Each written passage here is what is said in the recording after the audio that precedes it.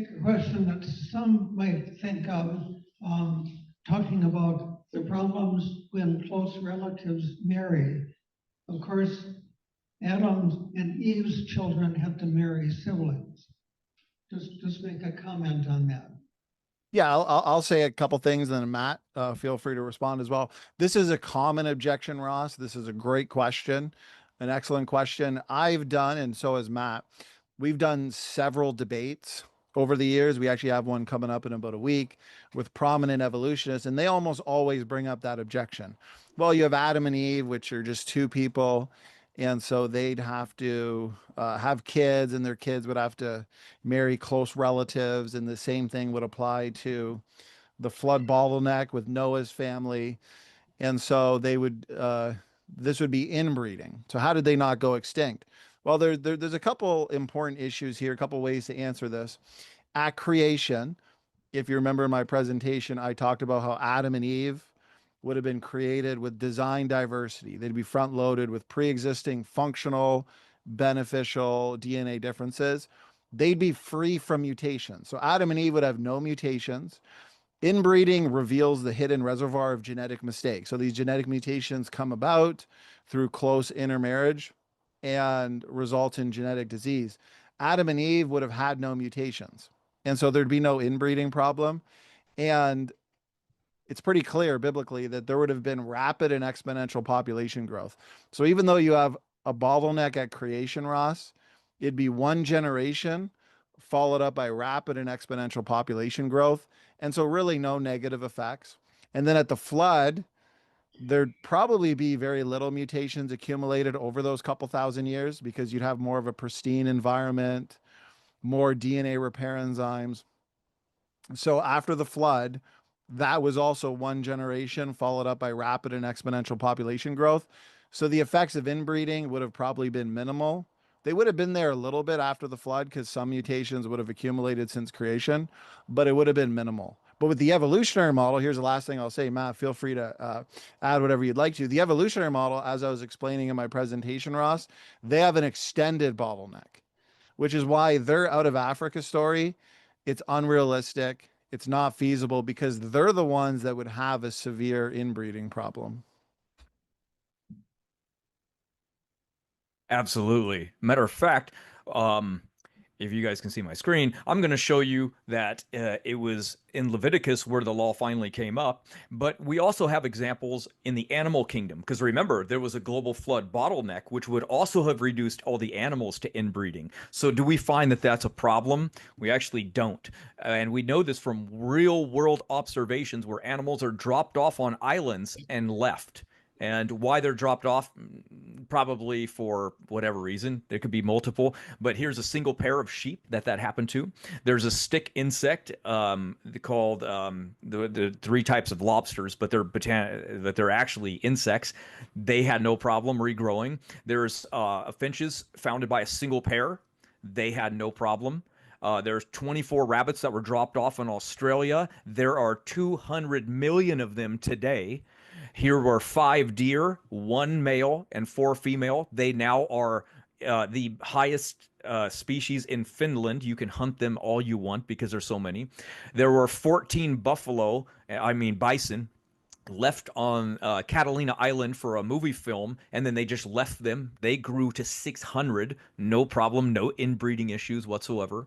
And then we have the mouflon sheep that were left on a single island as well. And look, unexpected heterozygosity increase, meaning they didn't expect this. Evolution would never have expected inbreeding animals to go up in genetic diversity, but that's exactly what happens until they fill up a niche. So remember, God's command for people was it be fruitful and multiply and fill the earth. If you don't do those things, then you're going to get problems from inbreeding. Mankind was supposed to do it. They didn't do it. That's why God confused their language. He knew you're going to inbreed yourself into non-existence. I need to stop this. God knew, we didn't know. We didn't know anything about genetics back then. So I find that very fascinating that we can look to animals and we find no problem whatsoever.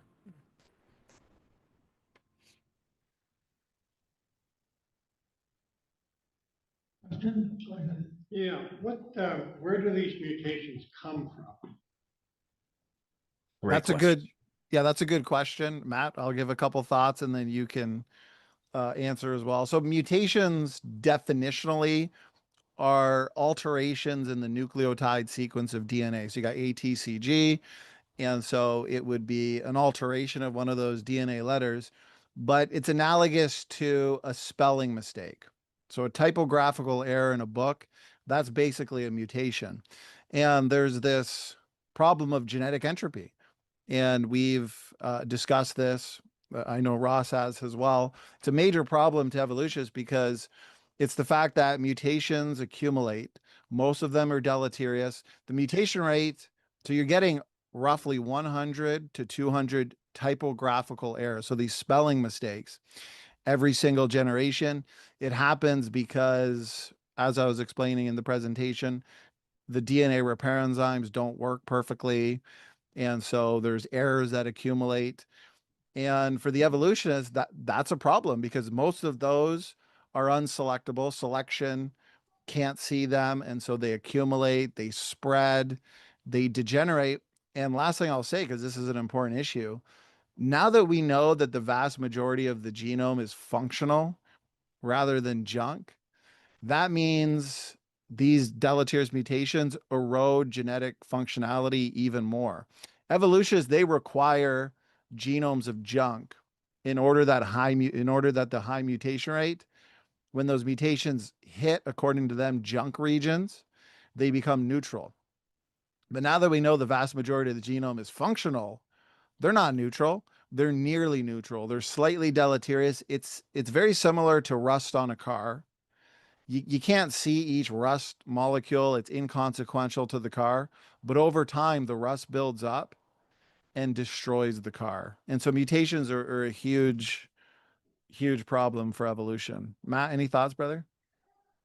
Yeah, there's two types of mutations. Most people are familiar with the mutations that kind of age the person real rapidly. We know this from twins, where one is a smoker and a drinker, and the other one is an exercise or a fitness person. And the one that smokes and drinks a lot, it gets more mutations, and they age themselves rapidly, but they don't pass those mutations on. So some of the most dangerous mutations would, for the person, would be those. They're called somatic mutations. Other mutations are what we're talking about that go all the way back to Adam and Eve, because once they were removed from the tree of life, there was something about the fruit that probably kept them mutation free. And when they were removed from that, aging, the deleterious effects started happening. And we know from this study right here from 2012 that mutations are passed on mostly from the father to the offspring, and it's based on age. So the older a father gets when they have kids, the more mutations the kids will inherit. That's why Noah, when he was 500, passed on the most amount of mutations ever, and why his kids only lived to 400 to 500 and below. That's why the age system dropped off dramatically, because obviously people today mostly having kids between 20 and 40, you're not passing on that many. And again, in the Bible, we read that they were having children much younger than 500, and that really high age really decreased the human lifespan to where it's at today. Yeah, I'll add this too, because I think that's an important point. That is the concept of patriarchal drive.